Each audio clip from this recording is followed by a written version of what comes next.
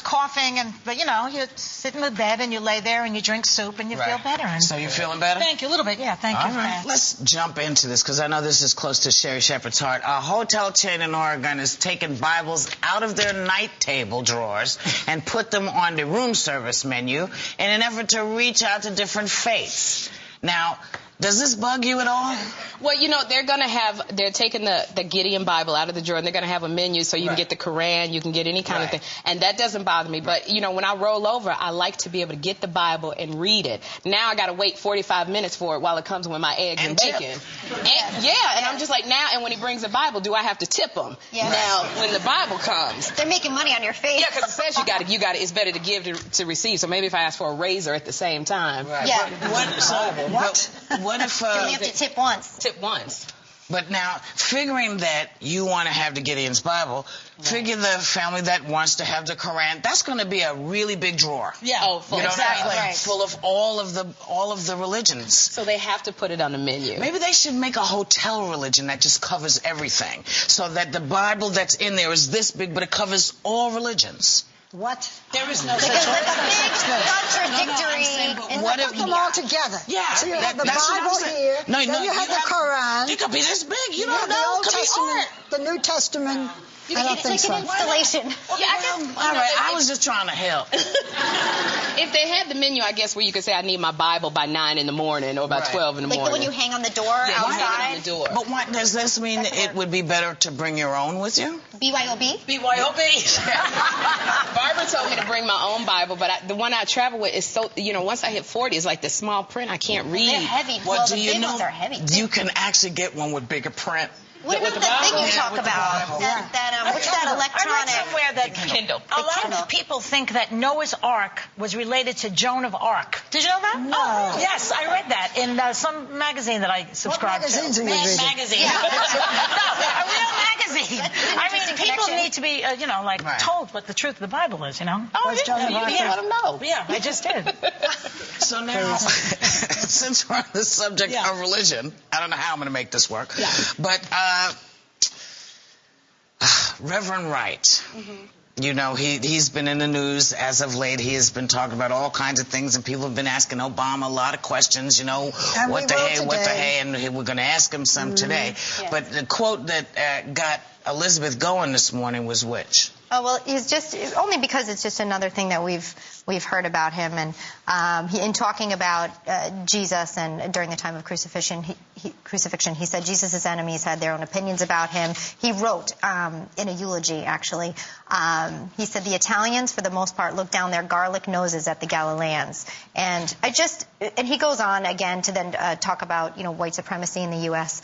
But I just think, can we only be sensitive about certain comments? Or, I think any sort of classification and bigotry toward any group is not okay. And we're learning more and more things that he has said. And I think what then poses the challenge to Barack Obama, does he have to keep defending him time and time again? It sort of takes you back to Kennedy, because everyone was concerned about Kennedy's religion and his spiritual leader, who was the Pope. And again, Kennedy said, listen, I'm my own man. I will be making the decisions that need to be made based on what the country needs. And I think at some point, since Reverend Wright isn't running for president, unless we miss something on CNN, and that's quite possible, it's, there are idiotic statements made every day from all colored people, not colored people, all people who, you know what I'm saying. Yes, I know exactly what you're saying. I'm not sure it's the same. I'm not. Why not? Because with John Kennedy, there was religious bigotry in this country, and there still is to some degree, but less. But you cannot compare.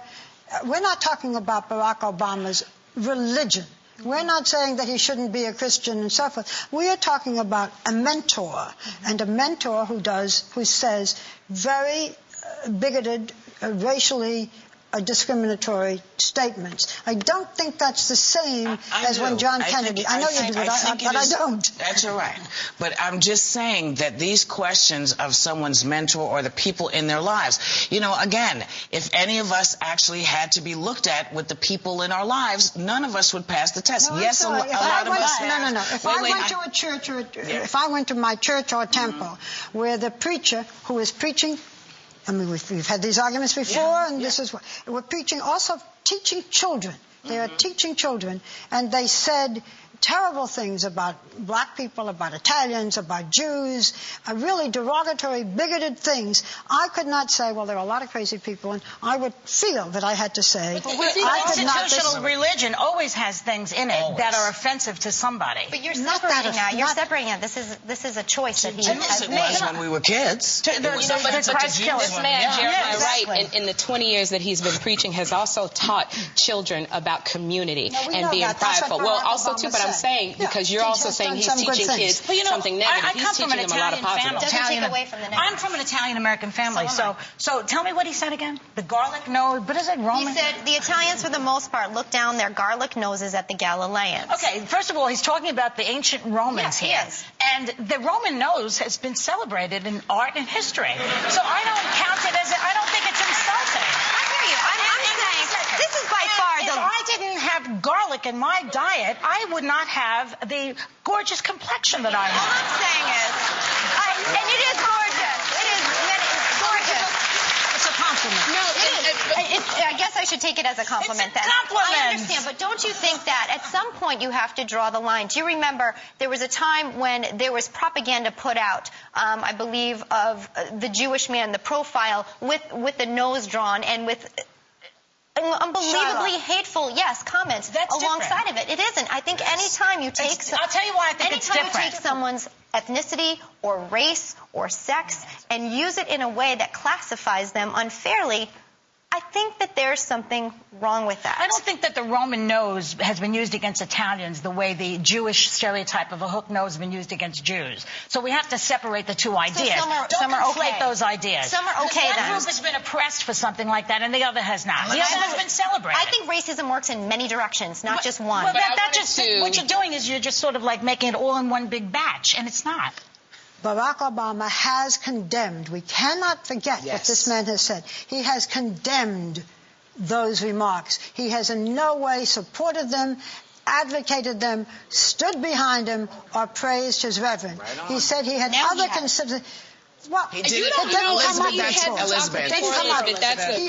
You're wrong, because as soon as it happened, he did that. You have to give him that. Because you said as soon as it was made. Yeah, but you don't know if he even talked.